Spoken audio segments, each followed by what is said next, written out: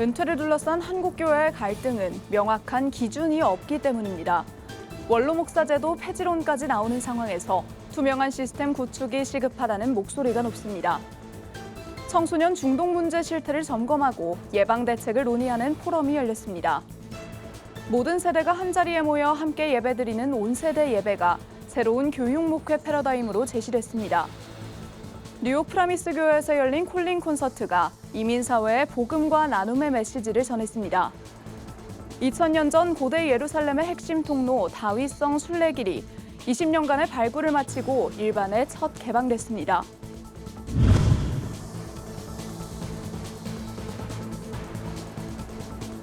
시청자 여러분 안녕하십니까? 구티비 뉴스입니다. 연중기획 멈추지 않는 걸음, 한국교회 개혁의 길 두 번째 순서입니다. 최근 남포교회 사태로 불거진 은퇴 갈등은 한국교회의 고질적인 원로제도 문제를 다시 수면 위로 끌어올렸습니다. 이제는 목회자 개인의 선이나 교회의 역량에 기댈 것이 아니라 건강한 은퇴 시스템을 구축해야 한다는 목소리가 높습니다. 김혜인 기자가 보도합니다. 남포교회가 속한 예장합신 교단 헌법입니다. 원로 목사의 자격과 절차는 명시돼 있지만 정작 중요한 은퇴 후 예우에 대해서는 사례를 작정한다는 포괄적인 문구뿐입니다. 국내 최대 교단인 예장합동 역시 총회 차원의 규정 없이 각 노회나 지교회의 결정에만 맡기고 있는 실정입니다. 사정이 이렇다 보니 퇴직금과 위로금, 사택과 자동차 지원까지 교회마다 천차만별입니다. 통일된 예우 규정이 없다 보니 교회 형편을 고려하지 않은 무리한 요구가 발생하고 공동체의 갈등으로 번지는 겁니다. 전 높은 뜻 연합선교회 대표 김동우 목사는 30년 넘게 한국교회 안에서 세습 반대와 원로제도 폐지를 주장하며 깜깜이 전별금 문화의 위험성을 경고해왔습니다. 이제 교회가 커져서 다른 직급에 비해서 그 생활비 드리는 게 적지도 않고 그러는데 퇴직금 다 드리고 그러는데도 한두 푼도 아니고 수억 원대의 전별금을 요구하는 거나 또 드리는 것이 저는 맞지 않다고 생각해요. 30년이 넘어도 잘 안 변한 거거든요. 현장에서는 원로 목사 제도 폐지론까지 나오고 있지만 현실적인 대안은 결국 투명한 시스템에 정착해 있다는 목소리가 힘을 얻고 있습니다. 3년 전 부산 중앙교회를 은퇴한 최연범 목사는 그 예로 미국 교회의 이별의 윤리를 제시합니다. 미국 장로교회 PCUSA 여기에서는 이별의 윤리 이거를 매우 엄격하게 적용해요. 그래서 은퇴 시에 후임자의 목회에 간섭하지 않고 요청이 없는 한 이전 교회 출석하거나 예식을 집례하지 않겠다는 서약서를 작성하게 한다 그럽니다. 이 한국 교회도 원로 목사 제도를 좀 지향하고 이제 사역한 전임 목사는 그 교회를 완전히 떠나도록 하는 그런 풍토가 자리 잡아야. 전문가들은 이런 윤리적 선언이 실질적인 제도로 뒷받침되어야 한다고 조언합니다. 한국교회 특유의 유교적 가부장 문화가 탕생시킨 원로 목사 제도는 교회 재정의 건강성을 위협하고 선교적 자원을 고갈시킵니다. 이 자금은 가난한 이웃을 돕고 다음 세대를 세우며 선교지로 흘려보내야 할 공적 자산입니다. 교회 정관을 통해 예우 범위를 미리 확정하고 사례비를 사전에 준비된 연금으로 전환해 교회 의존도를 낮추거나 사택을 교회 명의로 유지해 자산의 대물림을 막는 등 구체적인 노력이 대안으로 꼽힙니다. 이대 목사인 저부터는 정관에 넣어놨습니다. 은퇴할 때 사택이 필요하면 교회 명의로 한다. 지금 저희는 매달 그 은퇴 연금을 들고 있습니다. 제가 은퇴하면 면동교회는 저에게 따로 줄 돈이 10원도 필요하지 않습니다. 한국교회 목회자 절반이 은퇴를 앞둔 은퇴 대전환기.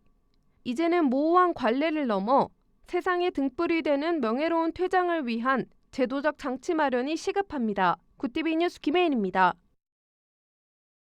일시적 자극을 쫓는 중독 문제가 세계 곳곳에서 드러나고 있습니다. 특히 또래 관계 안에서 쉽게 번질 수 있기에 청소년 중독 문제에 대한 우려가 커지고 있는데요. 이런 가운데 청소년 중독 예방 대책을 논의하는 포럼이 열렸습니다. 전도헌 기자가 보도합니다. 2024년 정부 조사 결과 청소년 10명 중 4명이 스마트폰 사용을 스스로 조절하지 못하는 스마트폰 과의존 위험군으로 분류됐습니다. 같은 해 경찰청의 사이버 도박 특별단속에선 직전 단속 기간보다 약 28배 늘어난 4,700여 명의 청소년이 검거됐습니다. 이처럼 청소년들의 중독 문제가 사회적 과제로 떠오르면서 실태를 점검하고 예방 대책을 논의하는 포럼이 열렸습니다. 현장에서는 중독이 쉽게 번질 수 있다는 점을 짚었습니다. 함께할수록 경계가 무뎌져 잘못된 행동도 가볍게 넘길 수 있다는 겁니다. 중독이 되면 어떻게 되냐면 나만 중독에 빠지는 게 아니라 친구들을 중독에 빠지게 해요. 자기가 중독에 빠지면 주위 사람들이 중독에 빠져야 잔소리도 없고 같이 하면 재미있고 범죄라고 생각하거나 잘못됐다라고 생각하지 않아요. 그래서 중독자는 중독자를 만들어요. 디지털 환경의 과잉 자극이 뇌 발달에 영향을 줄 수 있다는 우려가 제기됐고 이를 막기 위해 플랫폼 환경에 제동 장치가 필요하다는 제안도 나왔습니다. 디지털 중독이 약물 없이도 이렇게 아이들의 뇌 구조를 바꿔버린다는 것에 있어요. 의도적인 멈춤과 아이들이 잠깐 생각할 수 있는 그 짧은 타이밍, 디자인 마찰이라고 하는데 이렇게 가다가 딱 끊어주는 이런 것들을 법적 제도화가 절실해 보입니다. 이어진 토론에서는 학교와 가정이 예방의 역할을 함께하는 방안이 논의됐습니다. 또 청소년이 중독 환경에 오래 노출되지 않도록 상담과 교육을 촘촘히 연결하는 방안도 제시됐습니다. 일시적 자극이 일상이 된 환경 속에서 중독을 막기 위한 교계의 노력은 계속되고 있습니다. 구티비 뉴스 전도헌입니다. 아이부터 어르신까지 모든 세대가 한자리에 모여 함께 예배를 드리는 교회가 있습니다. 서로에게 영향을 미치며 함께 성장하는 온 세대 예배인데요. 한국기독교장로회 총회 교육국이 마련한 자리에서는 온 세대 예배 목회 현장 사례가 제시됐습니다. 보도에 전유정 기자입니다. 어린이부터 어르신까지 모든 세대가 한자리에 모여 예배를 드립니다. 아이들도 기도와 성경 봉독을 하며 예배를 인도합니다. 이 교회는 노년 세대의 연륜, 중년 세대의 헌신, 자녀 세대의 순수함이 함께하는 온 세대 예배를 실천하고 있습니다. 한국기독교장로회 총회 교육국이 마련한 기장교회 신앙교육 이야기 시간에는 이 같은 온 세대 예배의 사례와 의미가 제시됐습니다. 세대 통합 예배다 그게 아니고 각 세대가 서로 간에 영향을 주고 받는 예배다라는 것이죠. 각 세대는 각 세대에 맞는 성장이 있었고 갖고 있는 경험이 있고 서로가 줄 수 있는 영향들이 있거든요. 온 세대 예배는 세대별로 분리된 예배가 교회 내부 갈등과 가정의 신앙 단절을 초래했다는 문제의식에서 시작됐습니다. 따라서 어른과 아이 모두가 참여하는 온 세대 예배가 가정 안에서의 신앙 회복으로 이어진다는 것이 주요 취지입니다. 목회데이터 연구소 조사에서도 응답자의 80%가 영적인 가정을 이루기 위해서는 교회의 역할이 중요하다고 답했습니다. 주 목사는 이 같은 온 세대 예배의 중요성을 강조하며 모든 세대가 소외되지 않고 주체적이고 능동적으로 예배할 수 있어야 한다고 강조했습니다. 가장 중요한 점은 모든 세대가 서로 간에 선한 영향력을 미쳐야 된다는 것이에요. 각자의 개성을 가지고 서로 존중하되 그러니까 부모가 자녀들을 존중하고 자녀가 또한 부모를 생각합니다. 그러면서 하나 되고 한 몸 공동체를 이뤄가는 것이죠. 한편 기장총회 교육국은 매월 교육 주제와 현장 사례를 발굴해 실시간으로 송출하며 교단의 교육 역량을 한데 모아갈 계획입니다. 구티비 뉴스 전유정입니다. 매서운 한파가 몰아친 미국 뉴욕에서 추위를 잊게 할 만큼 따뜻한 나눔의 무대가 펼쳐졌습니다. 국제구호개발 NGO 희망친구 기아대책이 마련한 콜링 콘서트가 열렸는데요. 현장에는 웃음과 찬양 그리고 나눔의 메시지가 가득했습니다. 현장을 구티비 뉴욕지사 김은교 PD가 취재했습니다. 추워 죽겠는데도 65년 만이잖아. 이렇게 또 행복하고. 한파주의보가 발령된 지난 8일 주일 오후 뉴욕의 프라미스 교회 예배당은 추위를 뚫고 모여든 청중들의 열기로 뜨거웠습니다. 국제구호개발 NGO 희망친구 기아대책이 주최한 이번 콜링 콘서트는 복음의 문턱을 낮추고 나눔의 가치를 공유하기 위해 마련되었습니다. 첫 무대는 말자 할매로 큰 사랑을 받고 있는 개그우먼 김영희 씨와 개그맨 정범균 씨가 장식했습니다. 이들은 특유의 재치 넘치는 입담과 편안한 소통법으로 이민 생활의 애환을 어루만지며 객석의 쉼없는 웃음을 선사했습니다. 안녕하세요. 말자할매입니다. 정범균입니다. 저희가 프라미스 교회에서 네. 함께 은혜를 나누고 즐거움을 좀 나누고 행복을 나누러 왔는데 어떠셨어요? 너무 좋았고 오늘 오신 분들도 저도 나누러 왔지만 오신 분들한테 또 저도 에너지를 나눠받고 가는 그런 시간이었어요. 네. 네, 다음에 또 왔으면 좋겠어요. 저희도 오늘 너무너무 은혜로운 시간이었고요. 이걸 보시는 우리 굿TV 시청자 여러분들도 함께 이 행복 느끼시길 바라겠습니다. 감사합니다. 이어지는 2부에서는 CCM 가수이자 찬양 사역자인 유은성 전도사가 바통을 이어받았습니다.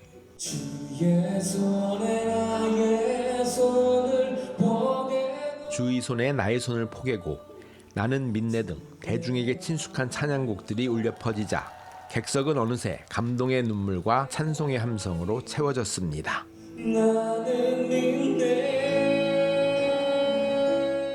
특히 유 전도사는 아프리카 선교 현장에서 겪었던 생생한 간증을 나누며 전 세계 소외된 아이들을 향한 하나님의 마음을 전했습니다.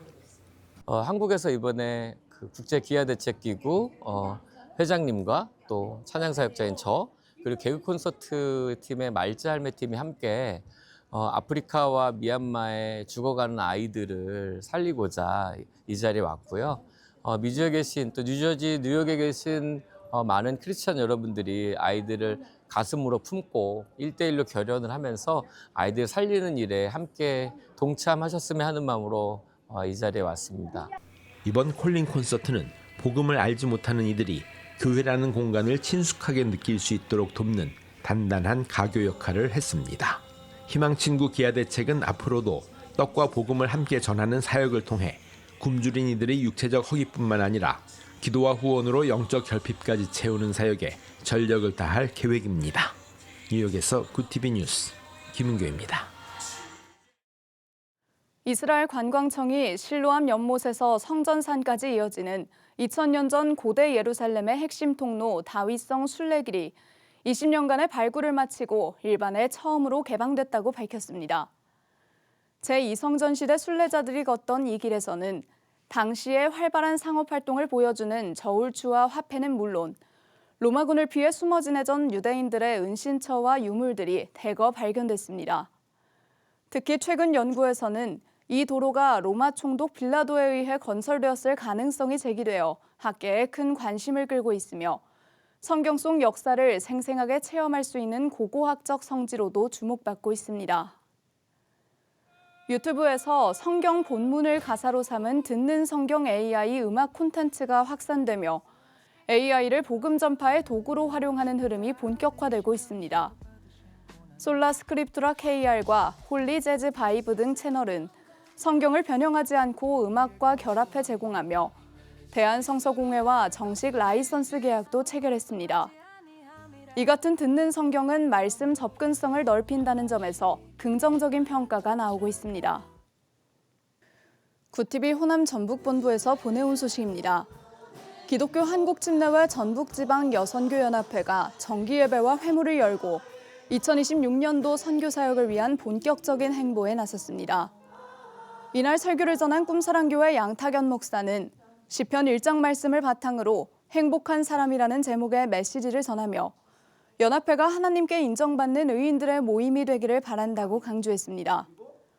회무 시간에는 장학금 지원과 선교비 후원, 전도대회, 연합행사 등 2026년도 사역 계획이 논의됐습니다. 임원님들 아니면은 할 수가 없고 그리고 모여주시는 회원님들 아니면은 이 행사도 진행할 수가 없고 특히나 가장 중요한 건 하나님의 도우심이 없으면 저희가 할 수가 없다고 생각합니다. 항상 기도하는 마음으로 이 자리를 준비하고 있습니다. 기침 전북지방여선교연합회는 이번 예배와 회무에서 확정된 사역들을 본격적으로 추진하며 복음 전파와 이웃사랑 실천에 앞장서겠다고 밝혔습니다. 윤서빈 저자의 책 나이 50이 넘어서야 내가 예쁜 걸 알았다는 50 이후 발견한 자기 존중의 아름다움을 전합니다. 28년간 방송, 광고, 패션 현장에서 활동해온 윤서빈 대표는 아름다움을 외모가 아닌 나를 아는 힘으로 정의합니다. 이 책은 어떻게 예뻐질 것인가 보다 어떻게 나를 바라볼 것인가를 묻는 자기 존중의 안내서라는 평가를 받고 있습니다.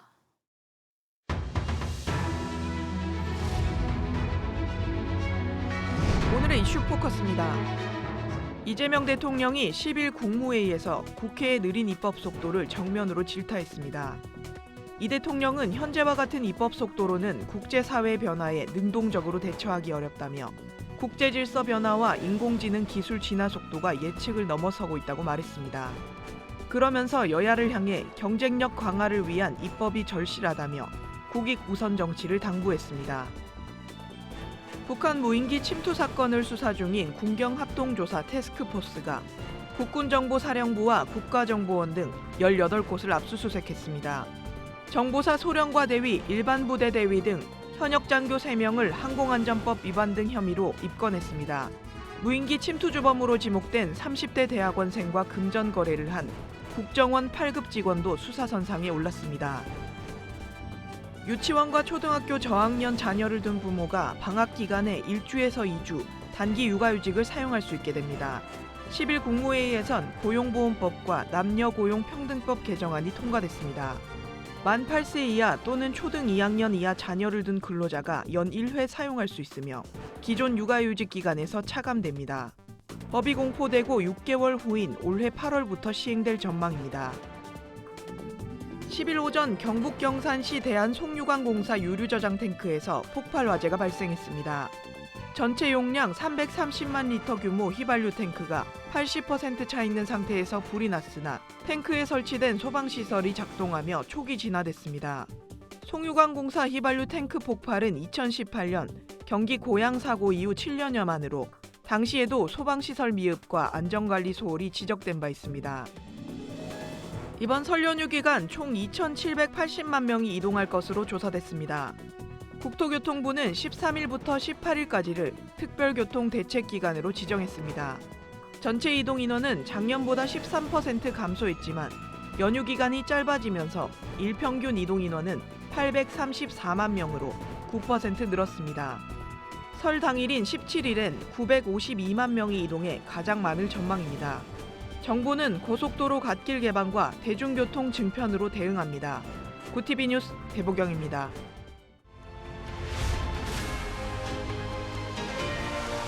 구TV 월드와이드입니다.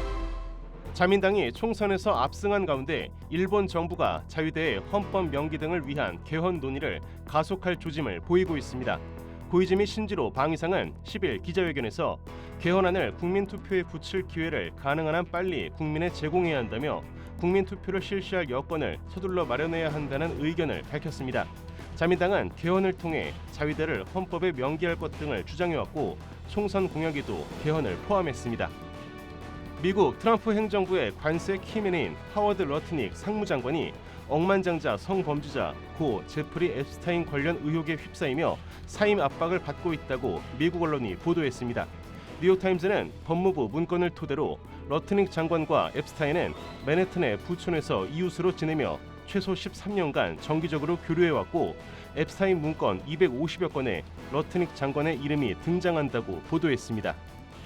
미국과 유럽연합 등 국제사회가 홍콩의 민주인사 지미 라이의 징역 20년 판결에 비판의 목소리를 높였습니다. 홍콩의 반중 매체 빈과일보의 창업자이자 사주인 라이는 홍콩 국가보안법이 시행된 직후인 지난 2020년 8월 체포됐고 홍콩 법원은 외국 세력과 공모해 선동적인 자료를 출판했다며 국가보안법 위반 혐의로 라이에게 징역 20년을 선고했습니다. 미국의 에너지 봉쇄 조치가 쿠바에 직접적인 타격을 주기 시작했습니다. 쿠바 경제의 생명선이었던 관광업이 영향을 받게 된 데 이어 수도권 대중교통마저 사실상 마비된 것으로 알려졌습니다. 하늘길에도 비상이 걸린 가운데 쿠바 정부는 미국 정부에 대한 강한 비판 기조에도 대화 여지를 피력하고 있지만 쿠바 스스로 무너질 것이라는 트럼프 대통령은 별다른 반응을 보이지 않고 있습니다. 구TV 뉴스 김태우입니다.